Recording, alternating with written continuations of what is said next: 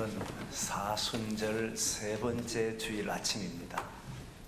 동시에 2024년 새해가 시작되고 두 달이 지나고 3월 첫 주일입니다.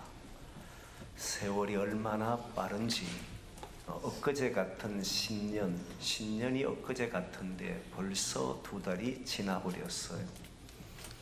너무 빠른 이런 세월 속에 저희들이 정신을 차리지 않으면 1년도 금방 지나가 버립니다. 한 해를 지나면서 귀한 열매들이 있는 삶이 되기를 소망합니다. 특별히 오늘 사순절을 맞이해서 겟세마네 동산에 있는 내용으로 하나님의 말씀을 나누고 있는데, 오늘 초점은 예수님께서 기도하신 기도의 내용입니다. 기도의 내용을 가지고 오늘은 초점을 맞추려고 합니다. 예수님께서는 겟세마네 동산에 세 명의 제자 베드로, 야고보, 요한을 데리고 가십니다. 그리고 매우 큰 근심 속에서 고민하여서 제자들에게 내가 죽게 되었으니까 나를 위해 깨어 있으라 라고 하는 말씀을 하지요. 그런데 제자들은 잠을 자게 됩니다. 예수님께서 기도하러 가신 것은 오늘 본문에 보니 조금 나아가사 이렇게 되어 있지만 누가복음에 보면 돌을 던질 만큼 거리다 이렇게 나와요. 그리고 오늘 본문에 보면 예수님께서 얼굴을 땅에 대시고 기도한 것으로 나옵니다. 유대인들은 얼굴을 땅에 대서 기도할 정도가 되면 간절한 기도를 드릴 때입니다. 그렇게 기도하는 예수님, 그리고 돌을 던질 만큼 거리에서 예수님이 기도하는 소리를 제자들이 듣고 또 그가 엎드려 땅에 얼굴을 대는 모습들을 제자들이 보았음에도 제자들이 잠을 잤다는 거예요. 참으로 놀랍지 않습니까? 자기의 스승이, 자기들이 따라왔던 예수님이 지금 죽게 되었으니 깨어 있어 달라 하고 그 소리가, 처절하게 기도하시는 그 소리가 들렸을 법한데도 불구하고 잠을 잤다는 것은 사실 충격입니다. 그 이유에 대해서 제자들이 왜 이런 태도를 보일까에 대해서 지난주에 말씀을 나누었다면, 오늘은 예수님의 기도 내용입니다. 기도 내용을 보면 예수님께서 그 기도하실 때의 내용이 두 가지로 나타납니다. 마태복음에는 첫 번째 기도와 두 번째 기도가 약간 다르게 기술이 되어 있습니다. 그런데 마가복음이나 누가복음에는 한 가지의 기도로 나타납니다. 이 잔이 내게서 옮겨지게 해달라, 또는 지나가게 해달라, 이곳에서 이 잔이 내게서 떠나게 해달라, 이런 표현들입니다.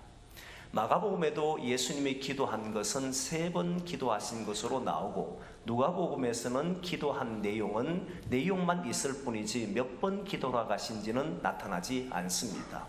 그러나 마가복음과 누가복음에는 조금 전에 얘기했던 것처럼 동일하게 이 잔을 내게서 옮겨달라는 기도의 내용입니다. 그런데 마태복음은 기도를 2번 한 기도, 3번 기도 중에 2번 한 기도가 내용을 다르게 적고 있다는 거예요. 이 내용을 보면서 제가 깨달았던 은혜, 하나님께서 제게 주셨던 그 은혜를 여러분들과 함께 나누려고 합니다. 사실 처음에 예수님이 기도하셨던 첫 번째 기도의 내용이 이 잔이 내게서 지나가게 해달라라고 하는 기도지 않습니까? 이 기도를 보면서 저는 적잖게 충격에 빠졌습니다. 어떤 면에서는 혼란스럽고 당혹스러웠다라고 하는 것이 맞을 겁니다. 이유가 뭐냐면, 이 기도는 베드로의 기도나 야고보의 기도나 그리고 요한의 기도가 아닙니다. 인간은 누구나 자신에게 오는 고난이 있고 아픔이 있으면 피하고 싶어 하는 것이 당연합니다. 그래서 인간의 기도를 보면, 대부분 신앙인의 기도를 보면 이 고난에서 벗어나게 해 주십시오, 이것을 주님 해결해 주십시오, 이것이 지나가게 해 주십시오라고 기도합니다. 그건 당연하다고 생각합니다. 인간이니까. 그런데 오늘 본문의 기도는 인간이 베드로나 야고보나 요한이 기도한 것이 아니라 예수님께서 기도하셨다는 거예요. 예수님은 우리의 믿음의 대상입니다. 우리의 믿음의 주이고 하나님의 아들이라고 우리는 믿습니다. 그런 주님께서 잔을 마시기 싫어서 잔을 옮겨달라고 지나가게 해달라는 이 기도를 보면서 왜 이런 기도를 하시지 하는 저는 처음에 충격을 받았다는 거예요. 두 번째 이유는 이 기도의 내용을 보니까 이 잔을 지나가게 해달라는 기도를 하지만 주님께서 고난 받기 전에 이 기도를 하셨습니다. 다시 말하면 주님은 이 고난이 어떤 고난인지를 알고 계셨다는 거예요. 사람이요, 어려움이 올 때 어떤 어려움이 오는지 알면 대처를 합니다. 모르니까 불안한 것이고 모르니까 두려운 것이잖아요. 주님은 분명히 아셨습니다. 제자들에게도 여러 차례, 세 차례나 나는 대제사장과 장로와 그리고 서기관들에게 고난을 받아 죽고 3일 만에 살아나야 할 것을 가르치셨다고 말씀합니다. 이런 이야기를 3번이나 제자들에게 이야기했습니다. 그리고 예수님께서는 사마리아 수가성에 가셨을 때 그 사마리아 수가성에 한 여인과 대화하는 도중에 제자들이 음식을 준비하지 못했다는 사실을 알고는 사마리아 성에 들어가서 음식을 준비하러 갔습니다. 그리고 돌아와서는 음식을 드시라고 권했을 때 예수님께서는 나는 너희들이 알지 못하는 양식이 있다라고 했습니다. 그러자 제자들은 누가 음식을 주셨는가 라고 생각하고 했을 때 예수님께서 그것은 하나님의 뜻이다 라고 했습니다. 하나님의 뜻은 인류를 구원하기 위해서 십자가 지는 일이었고 부활하는 역사의 사건이었습니다. 그러면 주님은 누구보다도 자신이 어떤 상황을 맞이하게 될 줄 아셨습니다. 요한복음의 말씀을 보면 이제 아버지의 때가 이르렀다라고 말씀하셨던 분도 주님이셨어요. 그러니까 지금 만나게 되는 어려움을 주님이 아시는데도 불구하고 매우 큰 근심이나 고민하는 모습을 보였고 마치 이 잔을 마시기 싫은 것처럼 이 잔이 지나가기를 원했다는 사실이 알면서도 여러분 이전에 한 말과 그리고 지금 하는 말이 다르면 사람들이 당혹스럽잖아요.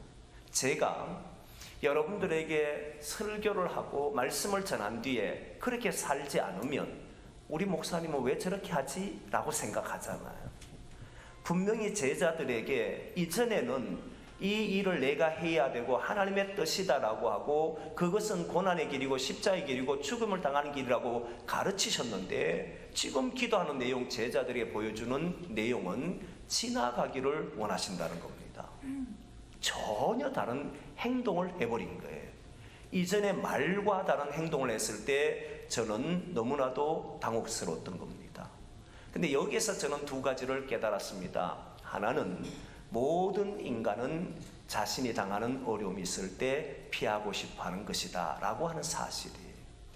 주님께서는 자신이 피하려고 하신 것은 아니었을 겁니다. 또 말씀을 보면 피하지도 않습니다.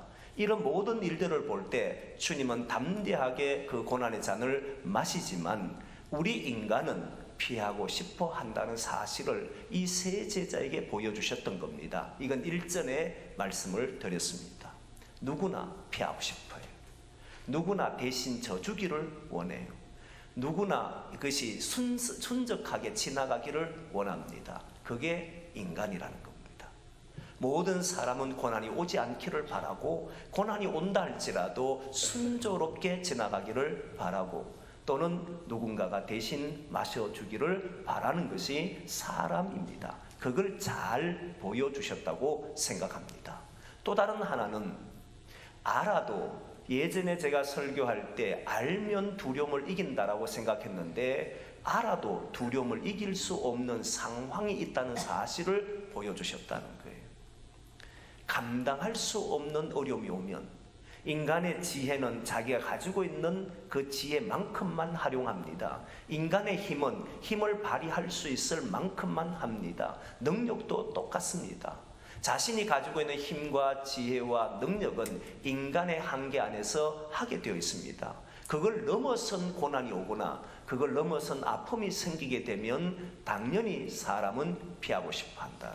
알아도 피하고 싶어 하는 거예요. 그냥 적당한 고난이 왔을 때는 우리가 알면 대처할 수 있지만 대처할 수 없는 고난이 오게 되면 사람은 그 잔을 피하고 싶어 하고 누가 대신 마셔주기를 원한다는 겁니다. 그걸 잘 보여주셨다는 거예요. 여러분, 저와 여러분들이 걸어왔던 삶을 보면 그렇지 않습니까? 우리도 시간이 지나면 해결되기를 바랐고 또는 때론 힘겨워서 넘어설 수 없을 때는 그냥 좀 지나갔으면 좋겠다라고 하는 생각을 가질 때도 있었을 겁니다. 그게 인간이라고 하는 사실을 보여줘요. 그런데 두 번째 기도는 저의 생각을 완전히 다르겠습니다. 그렇지, 인간은 그런 거야. 인간은 어쩔 수 없이 피해가고 지내가기를 원하고 시간이 흐르기를 원하는 것이야. 이렇게 생각하고 살아온 모든 생각을 뒤집어 버렸습니다. 그 두 번째 기도가 만일 이 잔을 마시지 않고서는 지나갈 수 없거든. 이 잔을 아버지의 원대로 되기를 원합니다. 다 그렇게 기도하셨어요. 마시지 않고 지나갈 수 없거든. 이 잔을 지나갈 수 없거든 하는 것이 아니라 그 앞에 내가 마시지 않고서는 지나갈 수 없거든 아버지의 원대로 되기를 원합니다. 이 기도였어요. 저는 이 기도를 보면서 무엇이라고 느꼈냐면 예수님의 결단이다라고 생각을 했습니다. 예수님께서는 아셨습니다. 이 고난의 잔을 피할 수 없다는 사실을 아셨습니다. 그런데 이 잔을 내가 마실 것인가 말 것인가는 그것은 주님의 결단입니다. 여러분, 우리도 지금까지 살아오면서 자신이 당한 고난과 아픔이 있을 때 피하든지 마시든지 그 결단은 우리가 합니다. 우리의 삶이 어떤 일이 있든지 그 일을 감당하는 것은 우리가 합니다. 대부분은 피하고 싶지요. 대부분은 지나가기를 원하지요. 대부분은 나앞에 어려움이 없기를 바라지요. 그러나 자신이 감당하지 않고는, 자신이 마시지 않고는 지나가지 않더라는 사실입니다. 마셔야만 된다는 거예요. 사람들은 이렇게 말합니다. 시간이 약이다. 이렇게 말하는 경우 있어요. 어려움이 있으면 조금만 견뎌. 이 시간만 지나면 해결돼. 그런데 여러분, 해결됩니까? 안 됩니다. 그게 자기의 성품이고 자기의 기질이고 자기의 삶이고 자기가 살아온 방법이기 때문에 그 상황이 또다시 주어지면 우리는 그 현장에 놓이게 되면 다시 고민하고 아파하고 힘들어한다는 거예요. 어떤 사람이 성경 묵상하고 큐티하는 걸 너무 좋아하는 분이 있었습니다. 그리고 성경을 통해서 은혜를 받는다 이야기했습니다. 대화를 해보니까 자기의 삶에서는 어려움이 있을 때마다 말씀을 통해서 위로를 받는다는 거예요. 하나님이 위로의 하나님이다. 그러니까 위로가 된다는 겁니다. 그런데 놀라운 것이 뭐냐면 그 시간이 지났을 때는 위로가 됐는데 다음에 동일한 문제임에도 불구하고 제가 봤을 때는 다른 문제가 아니라 똑같은 문제임에도 불구하고 괴로워하고 아파하더라는 겁니다. 잠시는 기뻐하고 잠시는 위로받는데 실제로는 자신의 삶에 그 문제가 해결되지 않은 채로 덮여진 채로 눌려진 채로 있더라는 사실이 마시지 않고는 벗어나지를 못합니다. 저는 지금까지 우리 교우들에게 한 말씀 중에 십자가에 대한 이야기를 했습니다. 십자가는 성경에서 말하는 십자가는 우리가 아는 십자가와는 좀 다릅니다. 성경에서 말하는 십자가는 우리가 겪는 어려움을 말하는 게 아닙니다. 성경에서 보여주신 예수님이 지신 십자가는 바로 하나님께서 예수님에게 지운 것이 십자가입니다. 원래 십자가는 강도가 지는 것이지만 예수님은 아버지의 뜻을 이루기 위해서 인류의 구원을 하기 위해서 지신 것이 십자가예요. 이 십자가는 오늘 우리에게는 예수님이 우리에게 맡긴 것이다 라고 하는 것을 말씀을 드렸습니다. 그 예로 제가 말씀드릴 때 사람들이 어디엔가 벗어나기를 원하면 지금까지 살아왔던 방법으로는 벗어나지 못한다는 것을 말씀드렸고, 그러려면 스승을 찾아야 된다고 했습니다. 스승 안 만나면 편해요. 그냥 내가 생각한 대로 살면 시간 지나면 또 그냥 그렇게 살아갑니다. 그런데 만나보면 그가 내는 숙제와 그가 내는 과제들은 우리를 괴롭히는 것이 됩니다. 근데 그걸 감당해낼 때, 그걸 마실 때, 그걸 감당하면 거기에는 새로운 일들이 벌어진다는 걸 알잖아요. 이걸 십자가라 그랬습니다. 인류의 구원은 예수님께서 아버지께서 맡기신 그 십자가를 질 때이고, 우리도 우리의 삶에서 우리의 고난의 현실이나 이 상황에서 구원받기를 원하면 주님께서 우리에게 명하신 대로 살아가야만 거기에 저는 벗어난다고 생각합니다.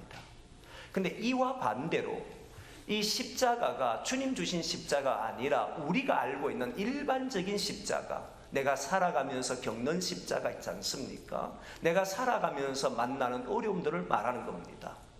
어려움을 만나고 싶은 사람은 없어도 어려움은 우리를 기다리고 있다는 건 다 알지 않습니까?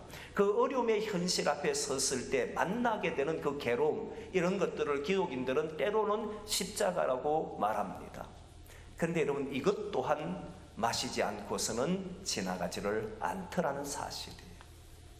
여러분들이 마주하는 현실을 피하고 싶을 때가 많을 겁니다. 누가 대신 마셔주기를 원할 때가 있을 겁니다. 나와 함께 사는 사람이 나 대신에 좀 해주기를 원할 것도 있을 겁니다. 그런데 우리가 그것을 마시지 않으면 우리는 그 속에서 계속 놓여서 살아가야 된다는 사실을 아셔야 합니다.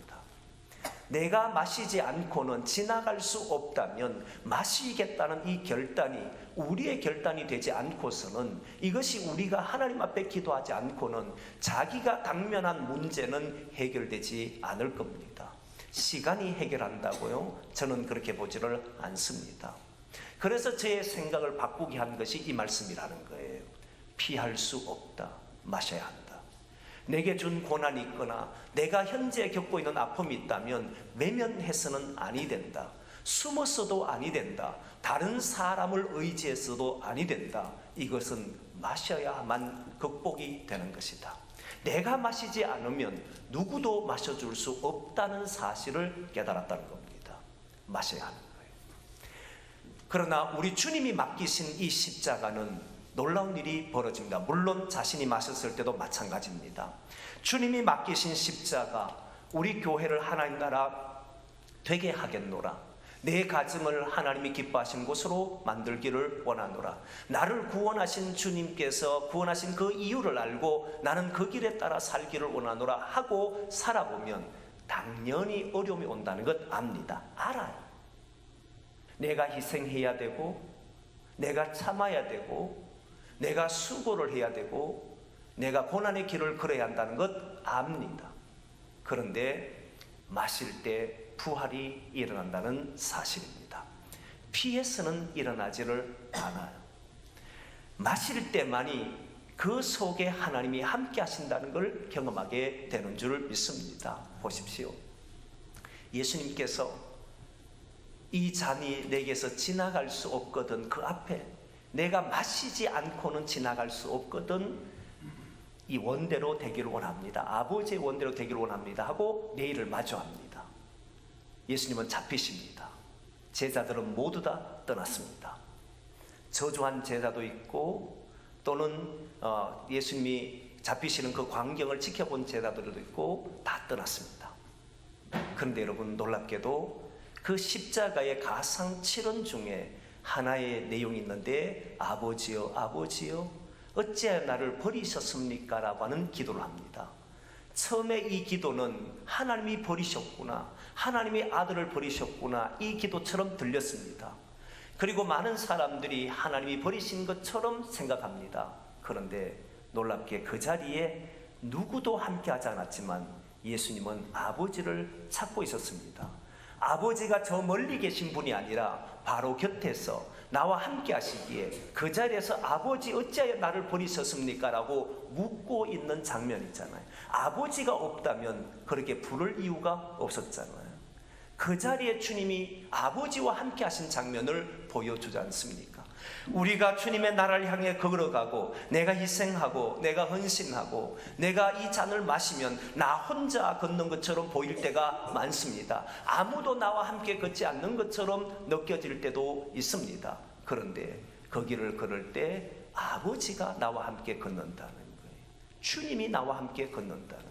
거기에 저는 부활의 역사가 있다고 하는 사실을 믿습니다. 그 길을 걸었을 때만이 우리에게는 새로운 일들이 일어날 겁니다. 이것은 조금 전에 이야기했던 일상의 문제도 마찬가지입니다. 우리가 아버지의 뜻을 향해 걸어갈 때도 아버지는 나와 함께 하시고 그 아버지께서 이루시는 길을 향해 걸어갈 때 고난이 있다는 걸 알아도 그 고난의 길을 걸어가게 되면 반드시 부활이 있는 것처럼 내가 당면하고 있는 현재의 고난과 아픔, 내가 겪어야 될 일들, 겪지 말아야 될 일들, 안 겪었으면 좋은 일들도 내게 있을 때 그것을 마시려고 하는 사람들은 우리 주님께서 외면하지 않으시고 함께 우리와 함께 걸어주실 줄 믿습니다.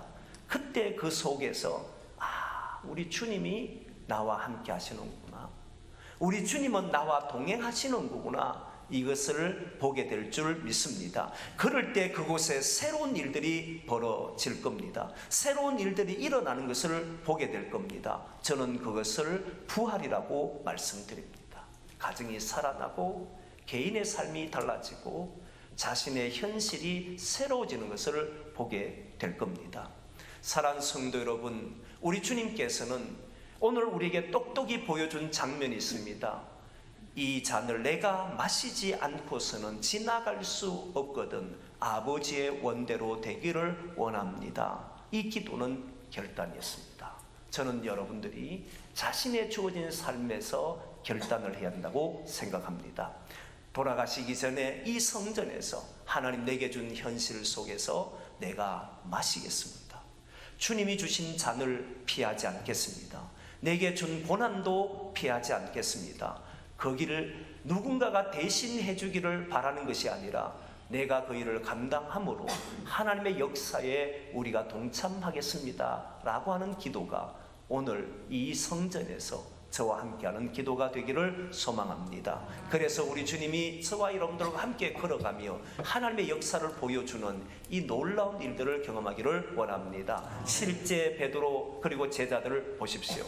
성령이 임재하고 난 이후에 그들은 놀랍게도 그 성령이 임재한 이후에 보면 유대인들과 로마인들과 수많은 사람들이 자기를 핍박한다는 것 알았습니다.